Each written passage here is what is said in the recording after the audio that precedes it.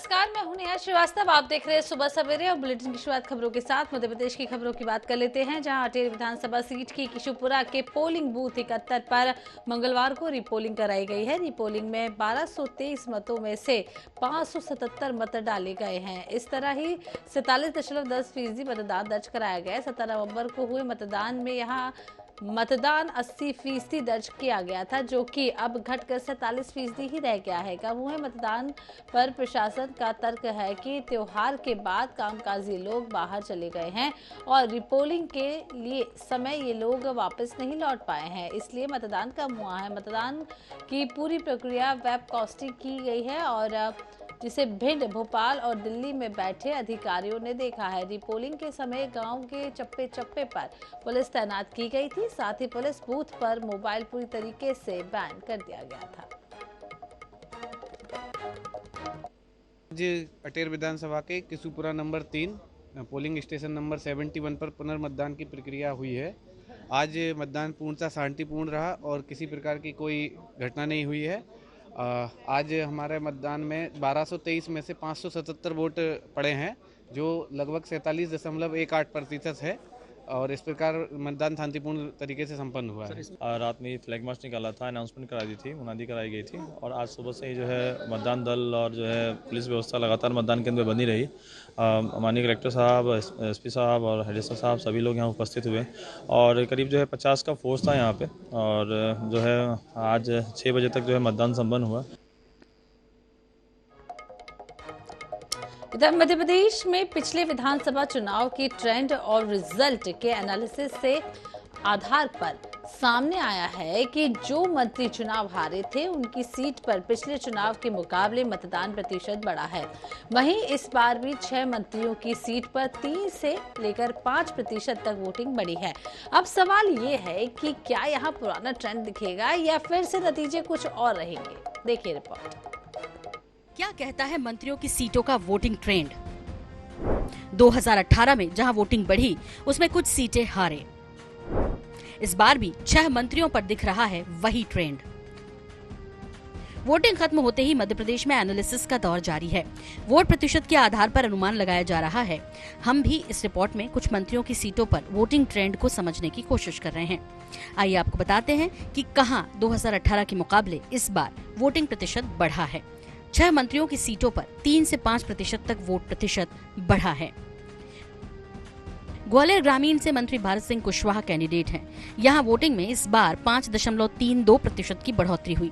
वहीं मुंगावली में मंत्री ब्रजेंद्र सिंह यादव कैंडिडेट हैं। यह 4.41% वोट प्रतिशत बढ़ा।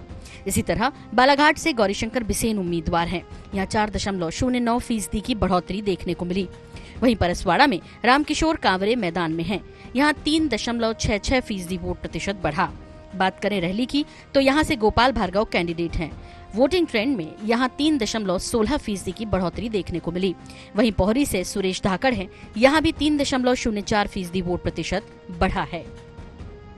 देखिए, पिछले बार पूरे मध्य प्रदेश को कांग्रेस पार्टी के द्वारा वर्ग संघर्ष की आग में झुलसाया गया था और उसके बावजूद भी कांग्रेस भारतीय जनता पार्टी से ज्यादा विधानसभा में मत हासिल नहीं कर सकी थी। इस बार जनता ने यह सुनिश्चित किया है कि भारतीय जनता पार्टी की सरकार न सिर्फ बने बल्कि प्रचंड जनादेश वाली सरकार बने, ताकि जो मध्य प्रदेश के विकास का रथ जो पिछली बार कांग्रेस पार्टी के द्वारा रोकने का एक कुत्सित प्रयास किया गया था, वैसी संभावनाएं इन चुनाव में पूरी तरीके से खारिज की जाए। 2018 में शिवराज सरकार के 31 में से 27 मंत्रियों ने विधानसभा चुनाव लड़ा था। इनमें से 13 हार गए थे। हारने वाले 9 मंत्रियों की सीटों पर वोटिंग 7% तक बढ़ी थी। इस बार शिवराज सरकार के 33 में से 31 मंत्री चुनाव मैदान में थे।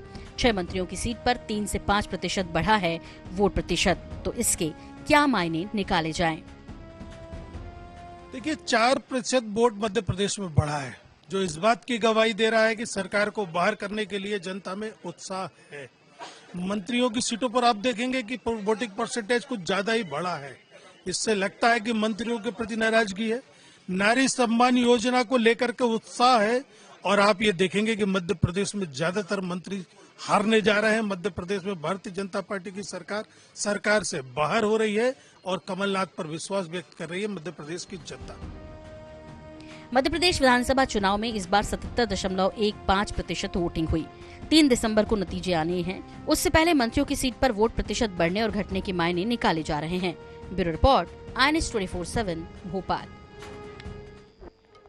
इधर मुख्यमंत्री शिवराज सिंह चौहान ने मंगलवार को खाद्य वितरण को लेकर समीक्षा की है। बैठक में सीएम ने अधिकारियों से खाद्य की आपूर्ति और स्टॉक को लेकर जानकारी ली, साथ ही खाद्य वितरण के लिए आवश्यक दिशा निर्देश दिए हैं।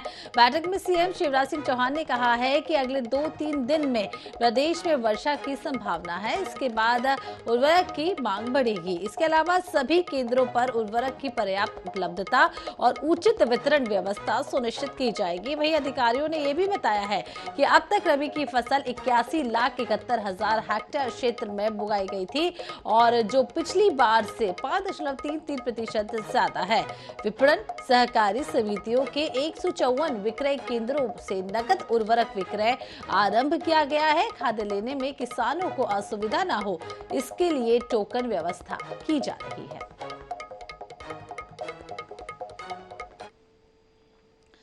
चलिए बात इंदौर की कर लेते हैं, जहां इंदौर हाईकोर्ट के बार अध्यक्ष और सचिव पद के लिए आज मतदान होगा। इसके लिए चुनाव संचालक मंडल के अपनी तैयारियां पूरी कर ली गई है, जिसमें 22 अधिवक्ता मिलकर पूरी चुनाव प्रक्रिया को संपन्न कराएंगे।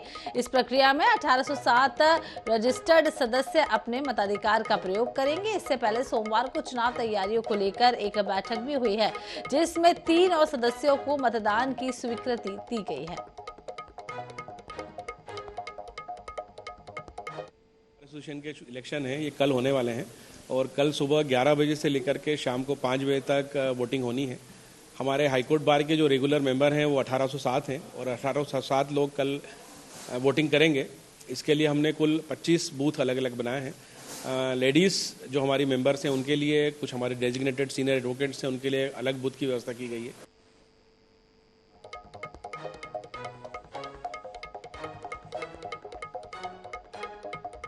इधर छतरपुर जिले के खजुराहो थाने में पूर्व मुख्यमंत्री दिग्विजय सिंह को धरना देना भारी पड़ गया। पुलिस ने बिना परमिशन धरना देने और आचार संहिता का उल्लंघन करने पर पूर्व सीएम और राज्यसभा सांसद दिग्विजय सिंह के खिलाफ एफआईआर दर्ज करा दी है और दिग्गी पिछले दिनों कांग्रेस नेता सलमान खान की हत्या मामले को लेकर धरने पर बैठे हुए थे, जिसे लेकर भाजपा जिला अध्यक्ष मलखान सिंह ने रिपोर्ट दर्ज करा दी थी।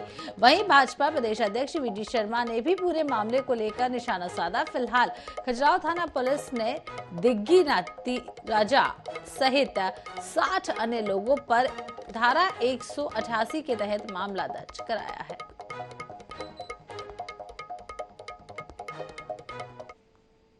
इस वक्त हमारे साथ मौजूद हैं छतरपुर पुलिस अधीक्षक अमित सांगी जी।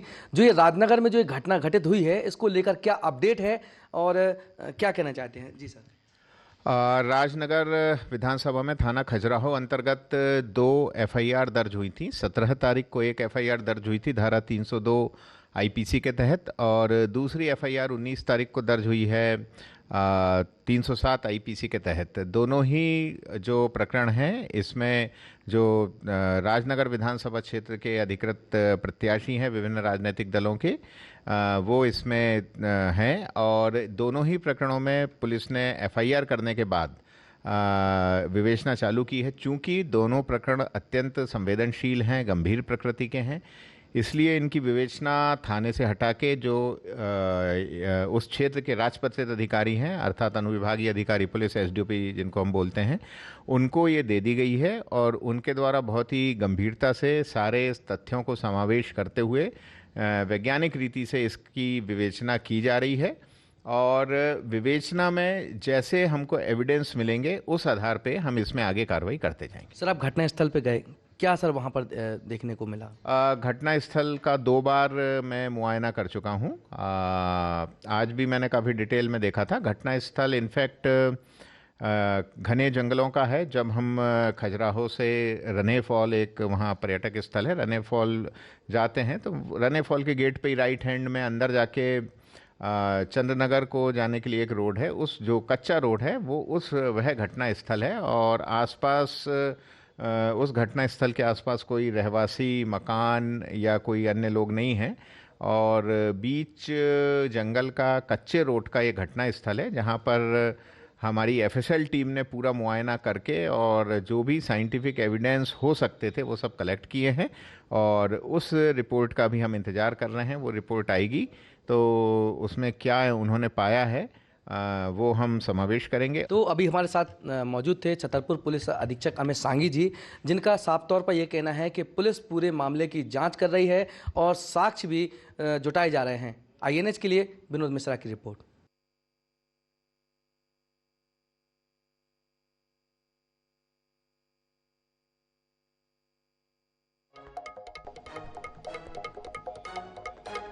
इधर कांग्रेस नेता सलमान खान की मौत के मामले में छतरपुर पुलिस अधीक्षक अमित सांघी ने बताया है कि पुलिस पूरे मामले की निष्पक्ष जांच कर रही है, तो वहीं परिवार को कड़ी सुरक्षा में रखा गया है। वहीं एफएसएल टीम के द्वारा भी लगातार मौके पर जाकर साक्ष्य जुटाए जा रहे हैं। पुलिस अधीक्षक से बात की हमारे संवाददाता विनोद मिश्रा ने।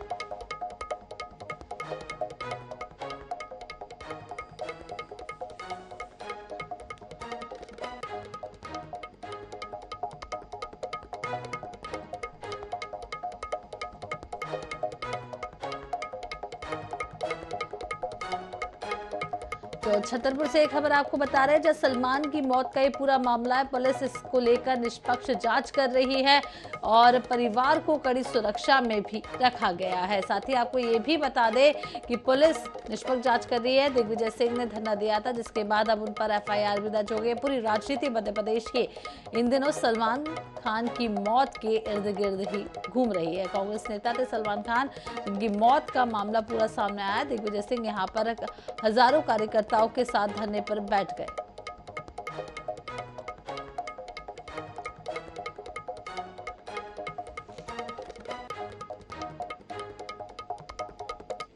तो चलिए अब बात ग्वालियर की कर लेते हैं, जहां ग्वालियर में दिन दहाड़े छात्रा के अपहरण कांड में पुलिस ने बड़ा खुलासा किया है। मामला प्रेम प्रसंग से जुड़ा हुआ बताया जा रहा है। पुलिस ने 24 घंटे बाद ही आरोपियों को गिरफ्तार कर लिया था। वहीं अपहरण की गई छात्रा को भी पुलिस ने गुना के एक होटल से बरामद कर लिया था। मुख्य आरोपी सहित रोहित कुशवाहा और उसका साथी राघवेंद्र बघेल भी अब पुलिस की गिरफ्त में है।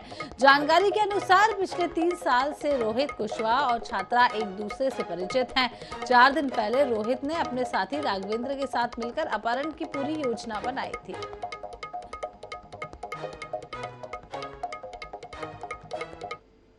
सारे सीसीटीवी फुटेज खंगाले गए। उनके मोबाइल जो थे, इनके जो सहयोगी थे, इनसे सबसे बात की गई।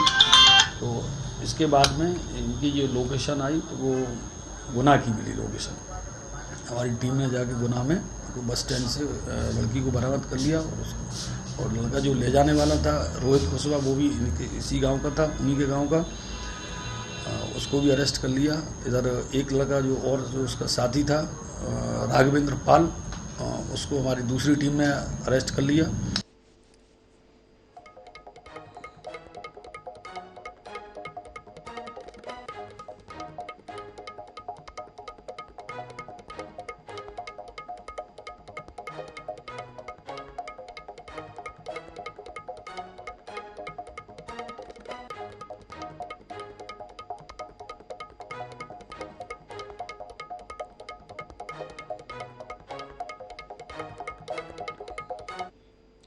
इधर मध्य प्रदेश में अब आने वाले 3 दिसंबर को चुनाव के नतीजे सामने आएंगे, लेकिन उसके पहले भाजपा एक्टिव मोड में नजर आ रही है। भोपाल में देर रात मुख्यमंत्री शिवराज सिंह चौहान, केंद्रीय मंत्री नरेंद्र सिंह तोमर और भाजपा प्रदेश अध्यक्ष वी.डी. शर्मा की मौजूदगी में अहम बैठक हुई है, जिसमें काउंटिंग समेत अन्य तैयारियों को लेकर चर्चा की गई है। इसके अलावा राहुल गांधी के पनौती वाले बयान पर वी.डी. शर्मा ने कहा है कि राहुल गांधी ने पीएम मोदी के लिए जिस शब्द का प्रयोग किया है वह उनकी मंदबुद्धि को दर्शाता है। कांग्रेस आज अपना अस्तित्व खो रही है, इसका एक बड़ा कारण राहुल गांधी और उनकी शब्दावली भी है। इसके अलावा दिग्विजय सिंह पर हुई एफआईआर को लेकर उन्होंने कहा है कि कानून क्या दिग्विजय सिंह की जेब में है, कानून का क्या वह पालन नहीं करेंगे, धाराएं लगनी चाहिए। उन्होंने लोगों की भावनाओं को भड़काया है और प्रशासन ने उन्हें धरना कैसे देने दिया। सभी लोग काम में लगे थे और चुनाव संपन्न हुआ तो 3 दिन से थोड़ा रिलैक्स मूड में थे और अब उन्हें अपने सभी कामों की आगामी दृष्टि से काउंटिंग है, बाकी सभी विधानसभाओं में कार्यकर्ता अपनी तैयारियों में उत्साह के साथ जो लगे थे और काउंटिंग की तैयारी को लेकर के भी जुटेंगे। वैसे सामान्य जो विषय, संगठनात्मक जो विषय उन पर चर्चा माननीय मुख्यमंत्री जी, नरेंद्र सिंह जी और संगठन महामंत्री जब लोग बैठे थे। राहुल गांधी ने प्रधानमंत्री, दुनिया के सर्वाधिक लोकप्रिय नेता माननीय नरेंद्र मोदी जी के बारे में इस प्रकार के शब्दों का उपयोग कर उन्होंने अपनी मंद बुद्धि को जनता के सामने आज वो लेकर के आए हैं और ये इस प्रकार के पनौती शब्द का उपयोग करके उन्होंने 130 करोड़ जनता का अपमान किया है। ये राहुल गांधी ही बोल सकते हैं। और राहुल गांधी जी, आपको देश देख रहा है कि आपकी मंद बुद्धि कितनी है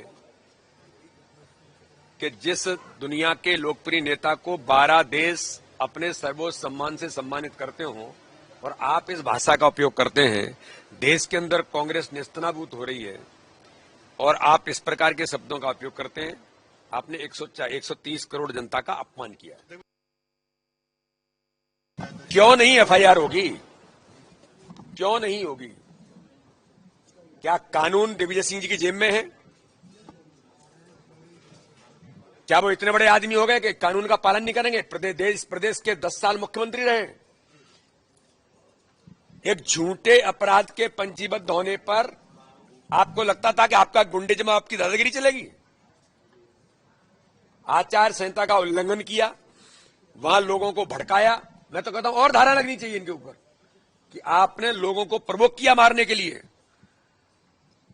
और झूठे पंजीबद्ध प्रकरण पर आपने वकालत की जाकर बिना किसी अनुमति के आपने धरना दिया।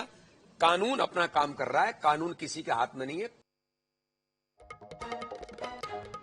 धार कलेक्टर ने मंगलवार को जिला जेल का औचक निरीक्षण किया है। निरीक्षण के दौरान उन्होंने प्रत्येक बंदी बैराकों और महिला वार्ड में बंद बंदियों से उनको मिलने वाली सुविधाओं के साथ समस्याओं के संबंध में चर्चा भी की है। इसके बाद उन्होंने बंदियों के बनाए जाने वाले भोजनालय और जेल विद्यालय के साथ साथ जेल ITI का भी निरीक्षण किया। इस दौरान प्रशिक्षण के प्रयोग में आने वाले धारदार औजारों को सुरक्षा की दृष्टि से बेहतर प्रबंध करने और बाहरी दीवार से किसी भी प्रकार से तंबाकू की पुड़िया का आगमन न होने देने का निर्देश दिया है।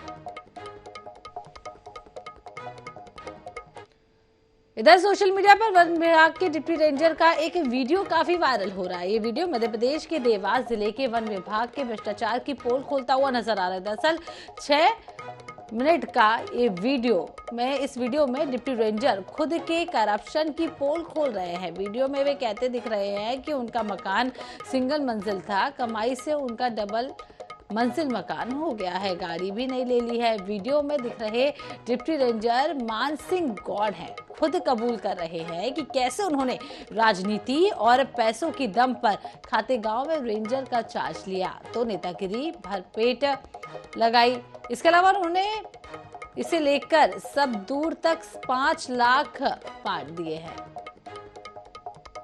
का चार्ज लिया तो नेतागिरी भरपेट लगाई, वन मंत्री से लेकर सब दूरी। और पैसा किसी ने कहा लाख, ये ले लिया, 2 लाख ये ले लेंगे रुपये, 5 लाख बांट दिए जब चाय ले पाए। और हटक सौदा थोड़ी हटक लेंगे सौदा 10-8 लाख मिल गए, 5 बटे के तो क्या ले भी। नीचे बैठ जाओ। मकान सिंगल मंजिल था, डबल कर दिया। इधर भोपाल के MP नगर थाना क्षेत्र से एक मामला सामने आया जहां अज्ञात लोगों ने सैकड़ों आयुष्मान कार्ड को कचरे में फेंक दिया। आम आदमी पार्टी के नेता प्रदीप खंडेलवाल ने मौके पर पहुंचकर DCP क्राइम ब्रांच को इसकी सूचना दी। खंडेलवाल ने बताया कि मध्य प्रदेश में आयुष्मान घोटाला हुआ है बस कि कुछ आयुष्मान कार्ड यहाँ पड़े हुए हैं, तो तत्काल मौके पे आया और मौके पे आके जब देखा तो चौंकाने वाला खुलासा हुआ। क्योंकि क्या है कि आयुष्मान घोटाले का जो सच था वो मेरे द्वारा खोला गया था, मेरे द्वारा इसको उजागर किया गया था कि मध्य प्रदेश में 500 करोड़ से ऊपर का स्कीम हुआ, जो लगातार 4 महीने मीडिया में चलने के बाद भी उस पर प्रशासन के द्वारा कोई कार्रवाई नहीं। इधर ग्वालियर लोक निर्माण विभाग E&M में पदस्थ कार्यपालन नियंत्री पीके गुप्ता को लोकायुक्त पुलिस ने 15,000 की रिश्वत लेते हुए रंगे हाथों गिरफ्तार कर लिया है। आरोपी ई ने बिजली ठेकेदार के 2,72,000 रुपए के बिल का भुगतान करने के बदले 70,000 रुपए रिश्वत की मांग की थी। बिजली ठेकेदार की शिकायत के बाद लोकायुक्त ने बड़ी कार्रवाई करते हुए आरोपी को रिश्वत लेते धर दबोचा। एक्चुअल क्या है कि इनका परसेंटेज 25% ये कमीशन लेती है, 2-4% तो आदमी सोचता भी नहीं है। इन्होंने इतना परेशान मेरे को मेंटली डिस्टर्ब किया कि 25% से नीचे ये बात नहीं करते। अभी मेरा एक बिल पास इन्होंने किया 2,72,000 का, उसमें 55,000 रुपये इन्होंने परसों नरसों मेरे से ले गए, मैंने दे दिए। अब इनका कल से फिर फोन आने लगा कि मेरे को वो बाकी के पेमेंट और करो। आज ये फिर पैसा लेने आ गए यहीं मेले में ही, तो मैंने इनको 15,000 रुपये दिए और ये रंगे हाथों टैप। आज 15,000 रुपये की रिश्वत जो शेष रकम थी जो मांगी गई थी उसकी पुष्टि हम लोगों के द्वारा की गई और आज इनको ट्रैप आयोजित किया गया जिसमें मेला ग्राउंड में। यहाँ रुकते एक छोटे से ब्रेक के लिए और ब्रेक के बाद देखेंगे छत्तीसगढ़ की कुछ खबरें। चलो।